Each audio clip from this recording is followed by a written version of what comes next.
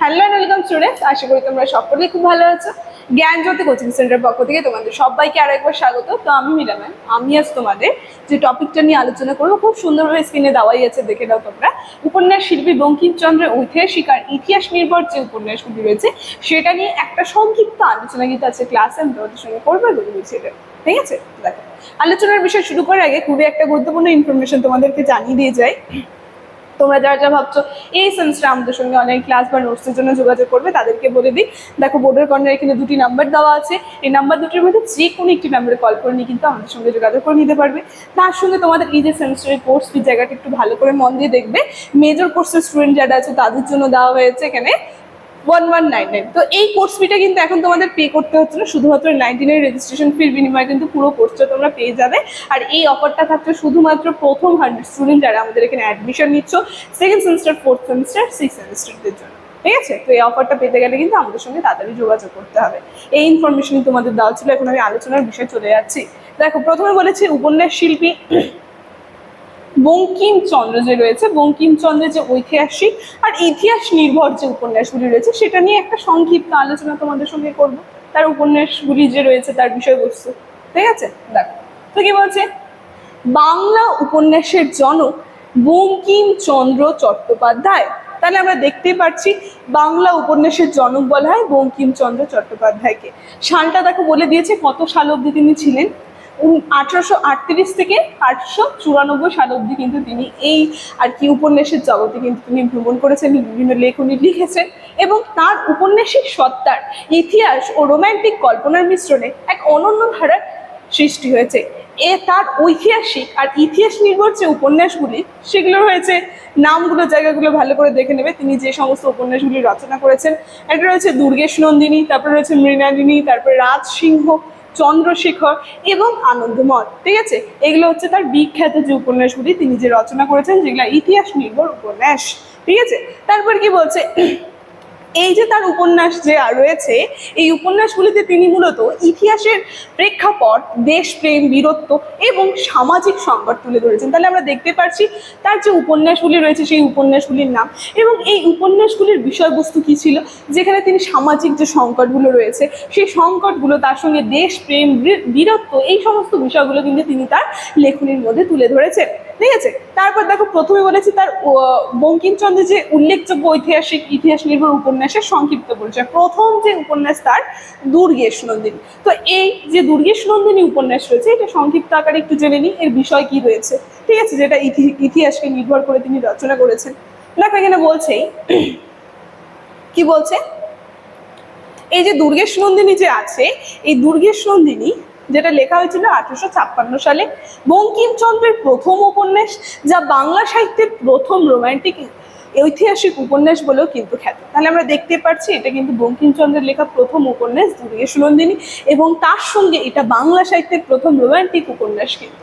ঠিক আছে, এবং মুঘল আমলের প্রেক্ষাপট গড় মান্দারের দুর্গের যে কাহিনী এবং তার সঙ্গে কি বলছে, তার সঙ্গে বলছে তিলোত্তমা জগৎ সিংহের যে প্রেম, বীরত্ব, এতে কিন্তু বর্ণিত হয়েছে। তাহলে আমরা বুঝতে পারলাম এই বিষয়বস্তু কি রয়েছে, যেখানে আমরা দেখব মুঘল আমলের যে প্রেক্ষাপট, ঠিক আছে, সেই আমলকে কেন্দ্র করে যেখানে মান্দারের দুর্গের যে কাহিনী সেই কাহিনী কিন্তু এই যে দুর্গেশ নন্দিনী এর মধ্যে বর্ণনা করা হয়েছে, যেখানে আমরা এই উপন্যাসের মধ্যেই দেখতে পাচ্ছি, নামটা শুনেই বুঝতে পারছি এই বিষয়টা কি রয়েছে। ঠিক আছে, তো এই বিষয়গুলো কিন্তু রয়েছে। তারপরে দেখো মৃণালিনী যে রয়েছে তার বিখ্যাত আরেকটা ঐতিহাসিক কাব্য। এখানে আমরা দেখছি এই উপন্যাসটি তিনি 1869 সালে রচনা করেছেন, যেখানে বখতিয়ার খলজির বাংলা বিজয়ের ঐতিহাসিক পটভূমিকায় রচিত হয়েছে এটা। এবং এইটিতে এখানে কি রয়েছে, ইতিহাস ও কল্পনা সংমিশ্রণে মাধবাচার্য ও মৃণালিনীর প্রেম কাহিনীর পাশাপাশি রাজনৈতিক অস্থিরতা কিন্তু ফুটে উঠেছে। তাহলে আমরা বুঝতেই পারছি এটা প্রেম কাহিনী। ঠিক আছে, যেখানে রয়েছে যে মাধবাচার্য তার সঙ্গে মৃণালিনী দেবী যে রয়েছে তার যে প্রেমের কাহিনী সেটা কিন্তু ফুটে উঠেছে, কিন্তু তার সঙ্গে এর মধ্যে যে রাজনৈতিক যে অস্থিরতা সেই বিষয়টাও কিন্তু এর পাশাপাশি তিনি ফুটিয়ে তুলেছেন। ঠিক আছে, তারপরে তার তৃতীয় লেখা ঐতিহাসিক একটা উপন্যাস, সেটা হচ্ছে চন্দ্রশেখর। তো এই উপন্যাসের মধ্যে আমরা দেখতে পাচ্ছি যেটা তিনি 1675 সালে লিখেছেন, এবং এই উপন্যাসের বিষয় কি রয়েছে, যেখানে মীর কাসিম ও ইংরেজদের দ্বন্দ্বের ঐতিহাসিক প্রেমের প্রেক্ষাপট কিন্তু রচিত হয়েছে। তাহলে আমরা দেখতে পাচ্ছি ঐতিহাসিক যে রয়েছে, ঐতিহাসিক ঘটনা, সেই ঘটনার প্রেক্ষাপটে কিন্তু এটা রচিত হয়েছে। মানে একটা দ্বন্দ্ব যে রয়েছে মীর কাসিম আর ইংরেজদের মধ্যে যে একটা দ্বন্দ্ব, সেই দ্বন্দ্বের যে ঐতিহাসিক প্রেক্ষাপট সেটা কিন্তু চন্দ্রশেখর এই যে রয়েছে উপন্যাস, বঙ্কিমচন্দ্রের লেখা এই উপন্যাসটার মধ্যে কিন্তু রচিত হয়েছে। তারপর কি বলেছে, নবাবের পতন এবং প্রতাপ, শৈবলিনীর জটিল দাম্পত্য সম্পর্কের আড়ালে দেশপ্রেমের যে ইঙ্গিত, সেই ইঙ্গিত কিন্তু রয়েছে এই উপন্যাসটির মধ্যে, ঠিক আছে। তারপরে কি বলেছে, 4 নাম্বার রাজসিংহ। তো এই যে রাজসিংহ ঐতিহাসিক উপন্যাস, যেটা আমরা দেখতে পাচ্ছি 1882 সালে লেখা এবং বঙ্কিমচন্দ্রের একমাত্র বিশুদ্ধ উপন্যাস। তার পাশাপাশি রাজসিংহ যে উপন্যাস, সেটা কিন্তু বঙ্কিমচন্দ্রের লেখা একটা বিশুদ্ধ ঐতিহাসিক উপন্যাস, এবং যেখানে আমরা দেখতে পাচ্ছি ঔরঙ্গজেবের রাজপুত অভিযান এবং তার সঙ্গে রাজসিংহ, চঞ্চল কুমারীর কাহিনীকে কেন্দ্র করে হিন্দু বীরত্ব ও জাতীয়তাবাদের আদর্শ তুলে ধরা হয়েছে। তাহলে আমরা দেখতে পাচ্ছি জাতীয়বাদের যে একটা আদর্শ, সেই আদর্শকে কিন্তু তুলে ধরেছেন এই আর কি উপন্যাসটির মধ্যে, ঠিক আছে। তারপরে দেখো 5 নাম্বার তার যে ঐতিহাসিক উপন্যাস রয়েছে, সেটার নাম হচ্ছে আনন্দমঠ, যেটা 1882 সালে তিনি লিখেছেন। কি বলছে, এর বিষয় কি রয়েছে, যেখানে 76-এ যে মন্বন্তর রয়েছে ও সন্ন্যাসীদের বিদ্রোহের পটভূমিতে রচিত, যা সরাসরি ভারতের স্বাধীনতা আন্দোলনের বলতে বন্দে মাতরম মন্ত্র মূল উৎস ছিল এই উপন্যাসে, এবং এটি উপন্যাসের চেয়েও একটি রাজনৈতিক দর্শন হিসেবে বেশি পরিচিত। তাহলে আমরা দেখতে পাচ্ছি এটা কিন্তু একটা এই জায়গাটা কিন্তু ভীষণ ইম্পর্টেন্ট, একটু ভালো করে দেখবে যে তার উপন্যাস বঙ্কিমচন্দ্রের যে একটা বিখ্যাত উপন্যাস আনন্দমঠ, এখান থেকে আমরা দেখতে পাচ্ছি যে স্বাধীনতা আন্দোলন রয়েছে, সেখানে কেন্দ্র করে যে একটা স্লোগান, যেখানে বন্দে মাতরম এই যে মন্ত্র, এই মন্ত্রের মূল উৎস কিন্তু ছিল এই উপন্যাস, ঠিক আছে।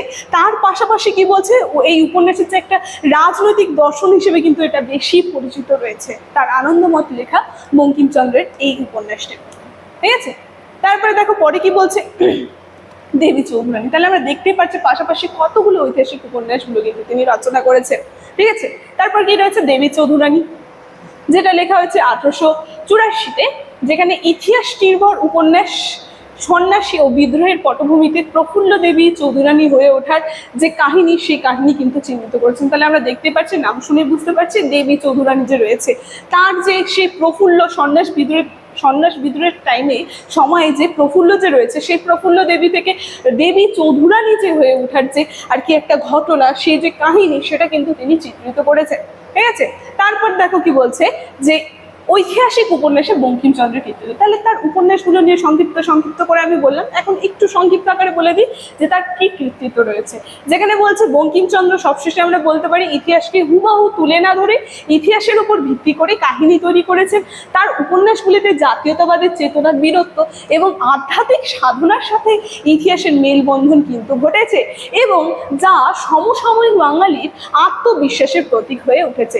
তাহলে সে সবশেষে বলা যেতে পারে, বলা যাচ্ছে যে বঙ্কিমচন্দ্র যে রয়েছে, বঙ্কিমচন্দ্রের ইতিহাসের অন্ধ অনুকরণ করেনি, বরং প্রয়োজন মতো কল্পনা মিশিয়ে ইতিহাসকে আরো জীবন্ত করেছেন ও অনুপ্রেরণাদায়ক করে কিন্তু তুলেছেন। তাহলে আমরা দেখতে পাচ্ছি সেটাকে কিন্তু হুবাহু তিনি গল্পের আকারে না তুলে সেটাকে কিন্তু আরো একটু জীবন্ত করে কিন্তু তুলেছেন তার বিভিন্ন উপন্যাসের মধ্যে, সেই ইতিহাসের বিষয়গুলিকে তুলে ধরে, ঠিক আছে। তাহলে তার যে ঐতিহাসিক উপন্যাস রয়েছে, সেখানে তার কতটা আর কি কৃতিত্ব রয়েছে, সেই সম্পর্কে আছে ক্লাসের আলোচনা আমার এতটাই ছিল, ঠিক আছে।